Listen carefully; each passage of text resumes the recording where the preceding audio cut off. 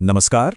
चलिए आज हम सब मिलकर 22 दिसंबर 2025 की मुरली के गहरे आध्यात्मिक संदेश को समझने की कोशिश करते हैं। हमें जीवन के कई जरूरी रहस्यों से रूबरू कराती है। तो आइए इस ज्ञान यात्रा की शुरुआत करते हैं। तो इस मुरली का जो सबसे पहला और कह सकते हैं कि सबसे जरूरी विचार है वो है एक सच्चा हितकारी आखिर होता कौन है। चलिए इस शब्द के जो आम मतलब हम जानते हैं उससे थोड़ा आगे बढ़कर इसके गहरे आध्यात्मिक मायने को समझते हैं। हम अक्सर यही सोचते हैं, है ना, कि गरीबों की मदद करने का मतलब है उन्हें कुछ पैसे दे देना या कुछ सामान दे देना। लेकिन ये मुरली हमें एक बहुत गहरा सवाल सोचने पर मजबूर करती है कि क्या यही सच्ची मदद है या फिर मदद का कोई और ज्यादा टिकाऊ रूप भी होता है। और यहीं पर एक बहुत ही कह सकते हैं कि क्रांतिकारी विचार सामने आता है। गरीब निवास का मतलब सिर्फ वो नहीं है जो भौतिक रूप से किसी गरीब का भला करे, बल्कि वो है जो पूरी दुनिया को आध्यात्मिक गरीबी से मतलब दुख और अशांति से आज़ाद करे। ये मुरली हमें सिखाती है कि भौतिक दान जैसे कि कपड़े या पैसा दे देना वो बस एक टेम्पररी रिलीफ है, एक अस्थायी राहत। इससे कोई हमेशा के लिए अमीर नहीं बन जाता।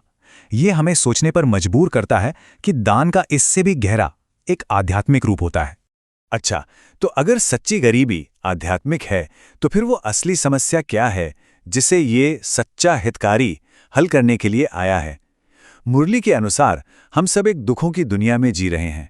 इस युग को कलयुग या लौह युग कहा गया है, मतलब एक ऐसा समय जहां हर कोई, फिर चाहे वो अमीर हो या गरीब, किसी न किसी तरह के दुख और बेचैनी को महसूस कर रहा है। ये आध्यात्मिक गिरावट का समय है। अब देखिए, यहां गरीबी को एक और नजरिए से समझाया गया है।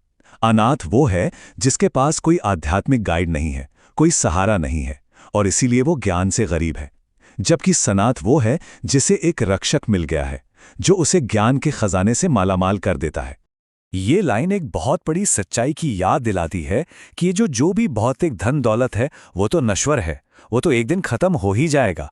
तो इसका मतलब ये हुआ कि असली अमीरी किसी और चीज में है, भौतिक चीजों में नहीं। तो फिर सवाल ये उठता है कि इस आध्यात्मिक गरीबी और दुख का हल क्या है। मुरली के मुताबिक इसका जवाब किसी बाहरी मदद में नहीं बल्कि एक बहुत ही खास तोहफे में छिपा है। इस दुनिया का जो स्थायी समाधान है वो है ज्ञान, मतलब खुद को, परमात्मा को और इस समय के चक्र को सही सही समझना। और ये वो ज्ञान है जो किसी भी भौतिक मदद से कहीं ज्यादा शक्तिशाली है। अब ये तुलना देखिए कितनी साफ है। ये तो हम सबने अनुभव किया है कि भौतिक दान से कोई हमेशा के लिए अमीर नहीं बनता, लेकिन आध्यात्मिक ज्ञान वो आत्मा को हमेशा के लिए, सदा के लिए अमीर और पवित्र बना देता है।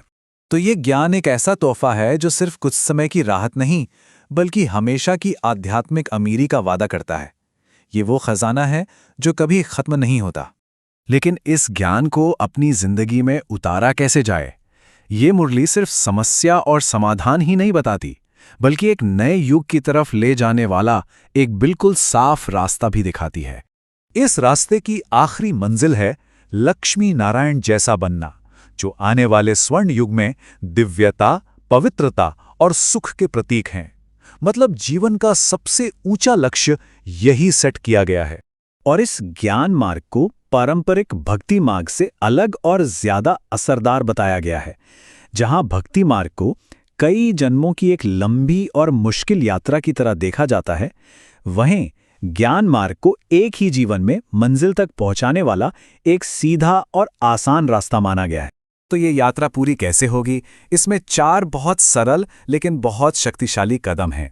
पहला, दिव्य ज्ञान को पढ़ना समझना। दूसरा, उस परमात्मा पिता को याद करना। तीसरा, दिव्य गुणों को अपनी जिंदगी में अपनाना। और चौथा, सबके साथ विनम्र और प्यार से रहना। ये पूरी तरह से एक प्रैक्टिकल रास्ता है। इस रास्ते पर चलने का आखिरी नतीजा क्या होता है? ये यात्रा हमें किस मंजिल तक ले जाती है? चलिए इस आध्यात्मिक सफर के आखिरी पड़ाव को भी देख लेते हैं। वो आखिरी मंजिल है कर्मातीत अवस्था। ये एक ऐसी स्टेज है जहां इंसान अपने ही कर्मों के बंधन से पूरी तरह आजाद हो जाता है। ये संपूर्णता और पवित्रता की वो स्थिति है जहां आत्मा पर किसी भी नेगेटिव चीज का असर नहीं होता। और जो इस अवस्था को पा लेते हैं उन्हें एक खास वरदान मिलता है कि अपने फरिश्ते स्वरूप से, मतलब अपनी अच्छाई और पवित्रता की शक्ति से दुनिया के दुखों को दूर करो। ये सिर्फ खुद की मुक्ति नहीं, बल्कि विश्व सेवा का भी एक आह्वान है। और अंत में ये एक शक्तिशाली स्लोगन जो हमें इस पूरी यात्रा का सार बताता है। मन को इतना पावरफुल बना लो कि कोई भी सिचुएशन उसे हिला ना सके। असल में यही तो सच्ची आध्यात्मिक अमीरी है, और यही है सच्चा हितकारी बनने का रास्ता। इसी विचार के साथ आज के इस विश्लेषण को यहीं समाप्त करते हैं। नमस्कार।